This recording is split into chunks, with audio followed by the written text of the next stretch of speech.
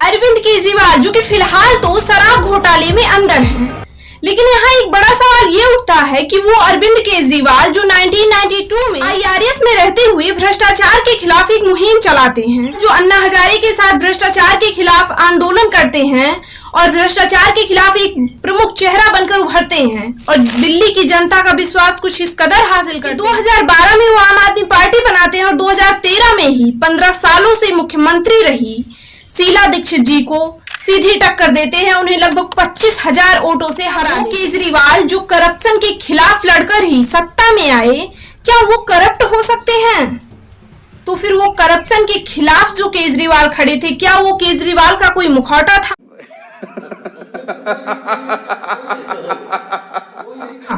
या वर्तमान में ये कोई साजिश है सत्ता पक्ष? केजरीवाल का अरेस्ट भारतीय जनता पार्टी की और प्रधानमंत्री नरेंद्र मोदी जी की एक राजनीतिक साजिश है। प्रधानमंत्री नरेंद्र मोदी जी को अगर किसी एक नेता से डर लगता है तो वो नेता अरविंद केजरीवाल है।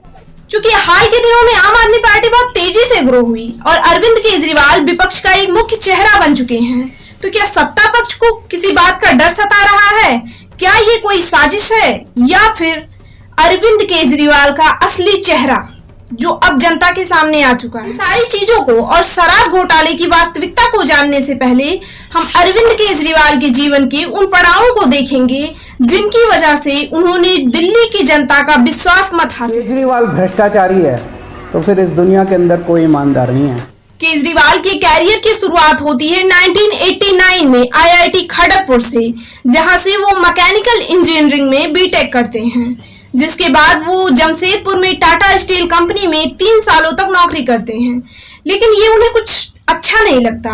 इसके बाद वो इसे छोड़ देते हैं। इसके बाद वो कोलकाता चले जाते हैं और वहाँ 2 महीने तक मदर टेरेसा के सानिध्य में रहकर कुछ कार्य करते हैं, लेकिन उन्हें ये सामाजिक सेवा कुछ अच्छी नहीं लगती, इसलिए वो इसे भी छोड़ देते हैं। जिसके बाद वो सिविल सेवा की तैयारी करते हैं और फर्स्ट अटेम्प्ट में क्लियर भी कर लेते हैं। ये IRS में सेलेक्ट हो जाते हैं और 1995 में ही ये अपनी ही बैचमेट सुनीता से शादी कर लेते हैं। सुनीता भी IRS में ही। अब Arvind Kejriwal income tax department में असिस्टेंट कमिश्नर के पद पर थे और 2006 में वो रिजाइन कर 2006 में अरविंद केजरीवाल को भ्रष्टाचार के खिलाफ कार्य करने के लिए रोमन मैग्सेसे पुरस्कार भी दिया जाता है। 2011 में अन्ना हजारे, किरण बेदी और कुमार विश्वास के साथ मिलकर अरविंद केजरीवाल लोकपाल विधेयक को पारित करने के लिए आंदोलन करते हैं और भ्रष्टाचार के खिलाफ इंडिया अगेंस्ट करप्शन IAC की स्थापना भी करते हैं। इस आंदोलन में दिल्ली के रामलीला मैदान में अन्ना हजारे के साथ अरविंद केजरीवाल भूख हड़ताल करते हैं, जिसके बाद ये भ्रष्टाचार के खिलाफ एक प्रमुख चेहरा बनकर उभरते हैं।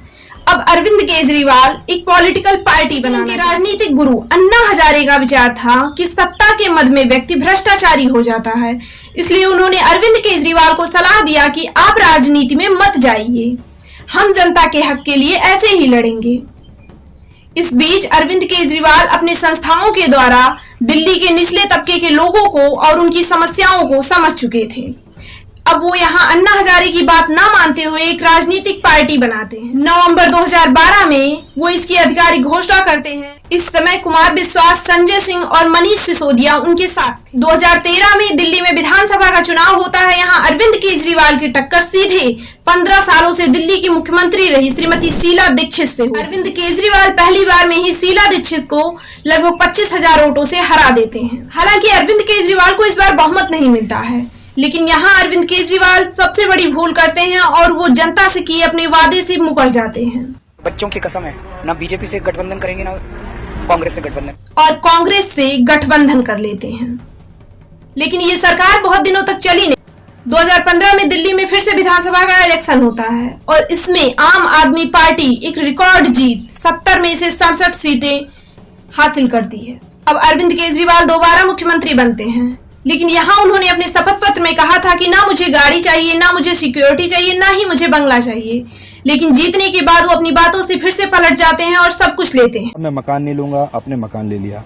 आपने कहा मैं गाड़ी नहीं लूंगा, गाड़ी ले ली। कौन सी गाड़ी? सुनो सुनो सुनो, पहली चीज मैंने ये कब कहा था मकान नहीं लूंगा? आप अपने पुराने देख लीजिए, मेरे को सरकारी मकान नहीं चाहिए। मकान थे 1 कमरे का, 2 कमरे का, टाइप 100 गज का। टाइप 6 था। अगर टाइप 6 का मकान आप जानते हैं किन किन को मिलता है? जिनको भी मिलता हो सर। आपने लिया? हमने लिया सर। पीछे आपकी गाड़ी है खड़ी हुई है सिक्योरिटी की, सिक्योरिटी आपने ले ली, आज भी सिक्योरिटी लेके चल रहे हो। आप कहते थे मुझे सिक्योरिटी की जरूरत नहीं है। हाँ। और कोविड टाइम उनके शीश महल के रेनोवेशन में जो खर्च आता है उसे देखकर जनता का विश्वास एक बार फिर केजरीवाल से डगमगाता है, क्योंकि केजरीवाल लगातार अपनी बातों से पलटते रहे। केजरीवाल के आवास को लेकर सियासी घमासान जारी।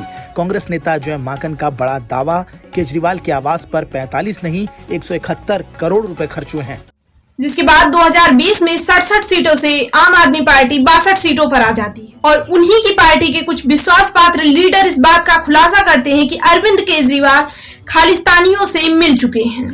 एक दिन तो मुझसे कहता है कि तू चिंता मत कर, या तो मैं एक स्वतंत्र सूबे का मुख्यमंत्री बनूंगा, और मैंने कहा ये अलगाववाद। तो कहता तो क्या हो गया, तो स्वतंत्र देश का पहला प्रधानमंत्री बनूंगा। जिस आदमी के थॉट में इतनी ज्यादा किसी भी कीमत पे बस मुझे सरकार मिले, सत्ता मिले। हालांकि 21 मार्च 2024 को ईडी द्वारा अरविंद केजरीवाल 10वें समन के साथ गिरफ्तार कर लिए जाते हैं। केजरीवाल पहले ऐसे सीएम बन गए जो सीएम पद पर रहते हुए गिरफ्तार हुए। आम आदमी पार्टी और इंडी गठबंधन के लोगों का कहना है कि केजरीवाल को बीजेपी ने फंसाया है, लेकिन आपको बता दें कि शराब घोटाले की शिकायत सबसे पहले कांग्रेस ने किया था। जब कोरोना से ये शहर जूझ रहा था और त्राहिमाम मचा हुआ था, शराब पीने की आयु 25 वर्ष से घटाकर 21 वर्ष करी जा रही थी।